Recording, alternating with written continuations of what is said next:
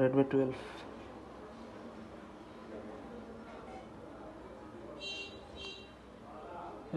12 256 GB 8 GB RAM.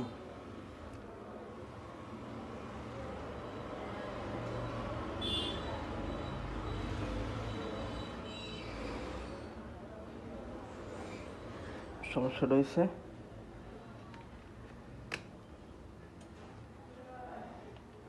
Battery.